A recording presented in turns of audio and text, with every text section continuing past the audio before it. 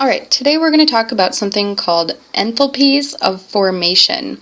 And we're actually skipping ahead in your book to section 5.7. I'm not a big fan of the order of your textbook, so we'll kind of go backwards, but for now I want to stick to this topic here, enthalpies of formation. Now, what do I mean by formation? I mean that when A and B react, they form AB. AB. So I'm just talking about here, what are the enthalpies or the delta H's that are associated with the formation of certain things? Now, normal delta H's that we've been dealing with are going to depend on several things, and they can change depending on the conditions that this reaction takes place in. So the delta H's that we've been talking about are dependent on temperature,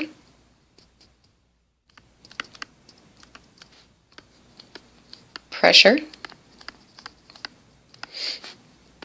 and the state of matter that we're talking about. Okay, so what we do is if we want to know the enthalpy of formation for something, what we generally want to do is we want to look at the delta H when it's in its standard state.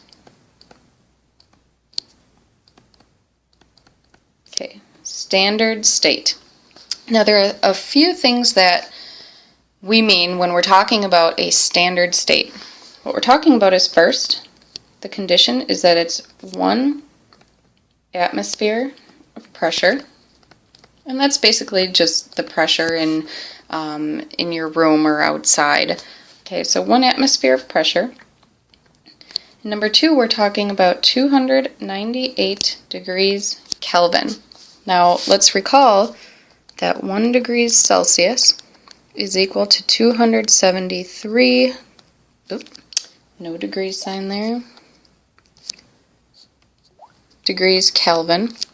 So 298 degrees Kelvin is going to be equal to 25 degrees Celsius, which is just our normal room temperature. Okay, so these are the conditions that have to apply if we're talking about a standard state enthalpy of formation. Let me see if I can move this. Okay. Okay. No. There we go. Okay. So the way we want to represent this is with a delta H of formation. Oops. Formation, little f at the bottom there as a subscript. And then what we want to do is we want to put just a little degrees sign up there, okay? So that is going to indicate that it's under standard conditions. Okay, and like I said, the little f there means that it's a formation, okay? So another little note is that when, and this is important, that says when, by the way, when an element is in its most stable form,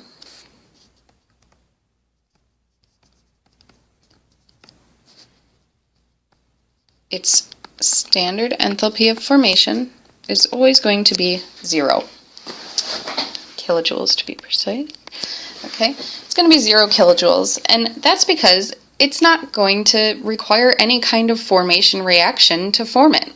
Okay, it's already in its stable place. No reaction even needs to be taken. So we know that in our atmosphere, we know that oxygen is going to exist as O2. So, as you can imagine, its delta H is going to be 0 kilojoules. Okay, because O2 is the most stable form of that element. Conversely, if we have ozone, which is O3, the delta H is not going to be 0. Okay, because it's going to take a reaction to form ozone. Okay, now let's move this up.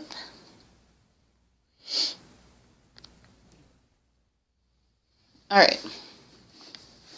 So what we want to do is we want to be able to use this to actually calculate the delta H of the entire reaction, okay? So the way we do that is we say that delta H of the reaction in a standard state, remember the little degree sign there means that it's in its standard state, is just going to be the sum, okay, that is a summation sign, so it'll be the sum, it'll be everything added together of the delta H of the products minus the sum of the delta H's of the reactants.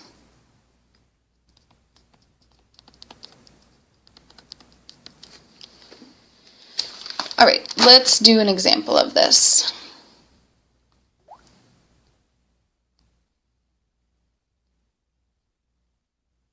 Maybe? Nope. Yep. Okay. So, here's our example.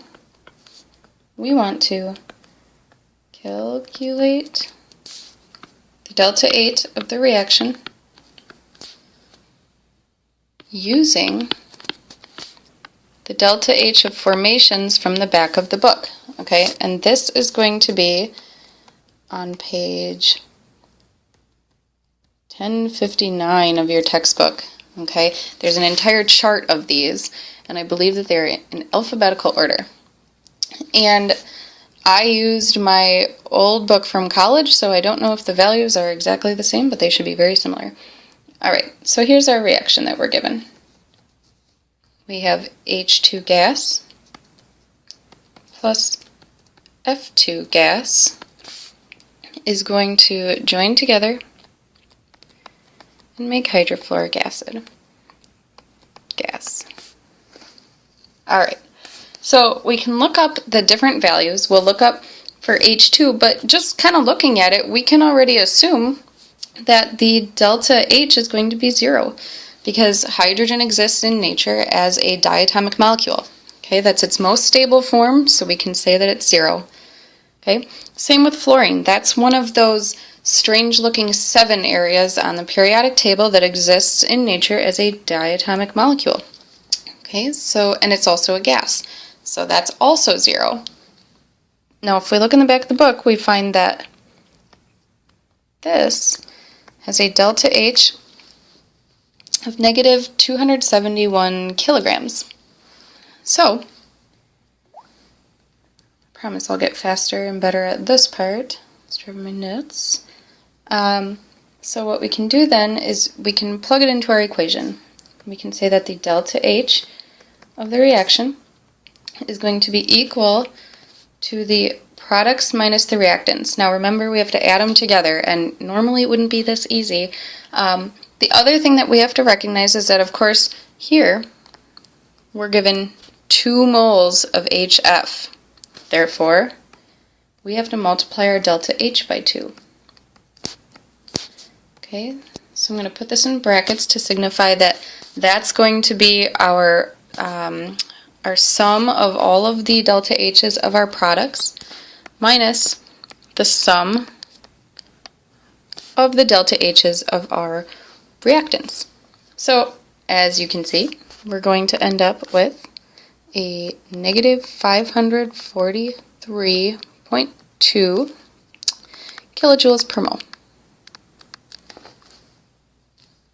Okay, and then you should be able to do, multiple different types of reactions. What I would really urge you to do is to really look closely at whether or not you're going to have to be adding stuff together, or if you're going to have to multiply it by the number of moles, like we had to right here. Okay? All right.